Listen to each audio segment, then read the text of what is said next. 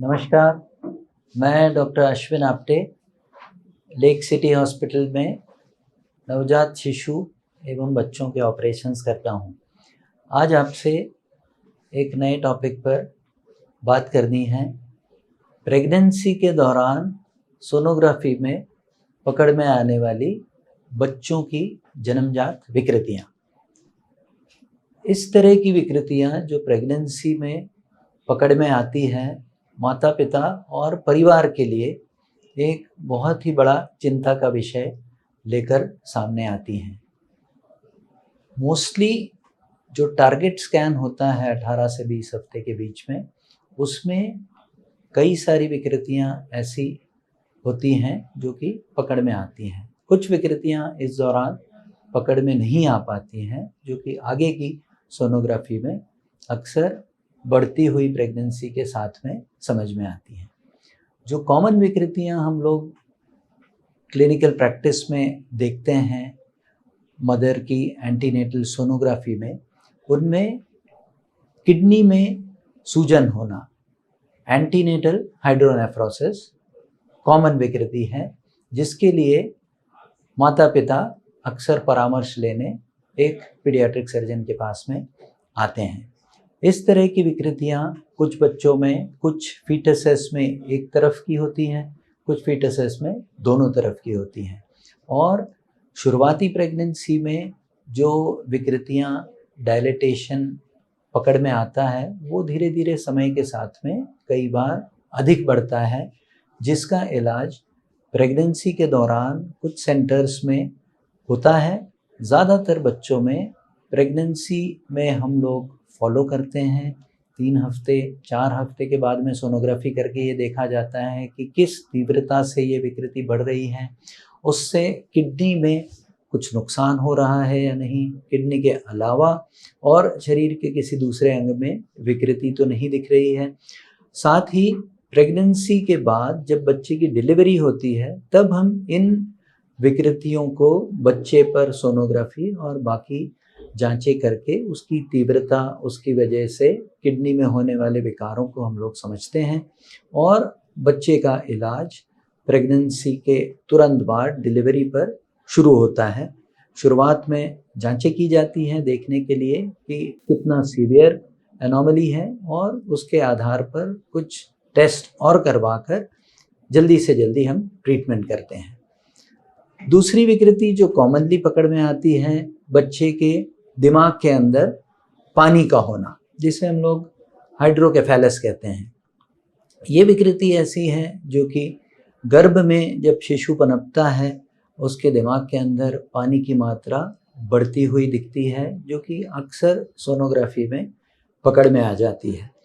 दिमागी तौर पे बच्चा आगे चल के मंदबुद्धि तो नहीं रहेगा, दिमागी तौर पे विकास कैसा होगा, ये सारी चिंताएं माँ बाप को परेशान करती हैं। और अक्सर इस बीमारी को डिटेल में जानने के लिए कुछ बच्चों में हमें माता का MRI करवाना पड़ता है, ये देखने के लिए कि पानी के अलावा दिमाग के अंदर और किसी तरह की विकृति तो नहीं है। कुछ बच्चों में हाइड्रोकेफेलस के साथ में रीढ़ की हड्डी की विकृति कॉमनली देखने को मिलती है, जिसे हम लोग स्पाइना बाइफिडा या न्यूरल ट्यूब डिफेक्ट कहते हैं।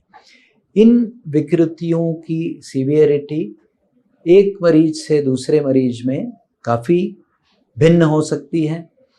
जिन बच्चों में mild form of spina bifida या न्यूरल ट्यूब डिफेक्ट रहता है, उनमें रीढ़ की हड्डी पर ऊपर से नीचे पीछे की तरफ छोटा सा या कुछ बच्चों में बड़ा फोड़ा या डिफेक्ट जैसा रह सकता है।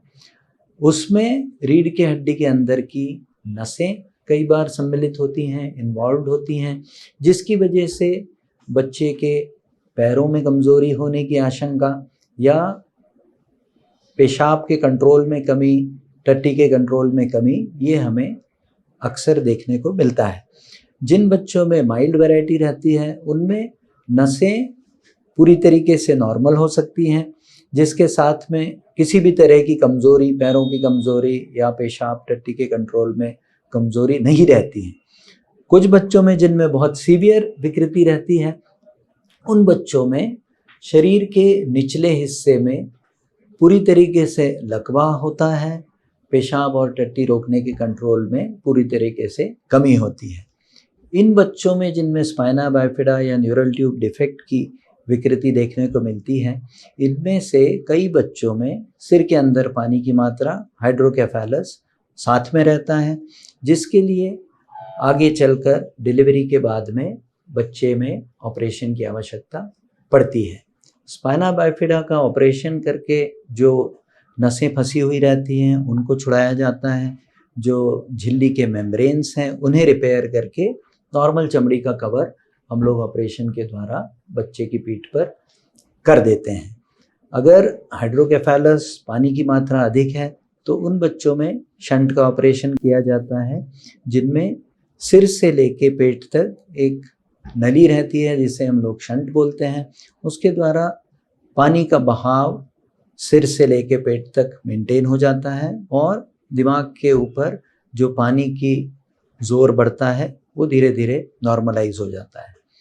इसके अलावा कुछ अमूमन विकृतियां जो कि प्रेगनेंसी में पकड़ में आती हैं, एक विकृति है जिसे हम लोग कंजेनिटल डायफ्रामेटिक हर्निया बोलते हैं, जिसमें कि बच्चे के सीने और पेट के बीच में जो मांसपेशियों का पार्टीशन रहता है, जो पर्दा रहता है, वो पूरी तरीके से बनता नहीं है, जिसकी वजह से पेट के अंदर की आंत नेगेटिव प्रेशर की वजह से सीने के अंदर चली जाती है, और जब वो आंत सीने के अंदर जाती है तो फेफड़ों पे दबाव डालती है, जिसकी वजह से फेफड़ों का विकास पूरी तरीके से नहीं हो पाता। ये विकृति जितनी जल्दी प्रेगनेंसी में पकड़ में आती है उतनी सीवियरिटी इसकी अधिक होती है, क्योंकि प्रेगनेंसी में अर्ली फेज में जब फेफड़े का विकास हो रहा है तभी उस पर आंतों की वजह से दबाव पड़ जाता है, और वो आंतें फेफड़े को अधूरी तरीके से या पूरी तरीके से दबाव डालने की वजह से उसकी ग्रोथ में, उसके डेवलपमेंट में रोधक बनती हैं। इन बच्चों में कुछ सेंटर्स पर प्रेगनेंसी के दौरान कुछ इंटरवेंशंस किए जाते हैं। अपने देश में ये इंटरवेंशन ज़्यादातर एक्सपेरिमेंटल तौर पे हैं, डॉक्यूमेंटेड तौर पे अभी इस्तेमाल नहीं हो रहे हैं। तो बच्चे की डिलीवरी के बाद में बच्चे को तुरंत एसेस किया जाता है, स्टेबलाइज करके ऑपरेशन के द्वारा बच्चे का सीने और पेट के बीच का पर्दा बनाया जाता है और बच्चे को सेफ किया जाता है। इन बच्चों में कभी कभी जन्मजाती तौर पे हार्ट की विकृति रहती है।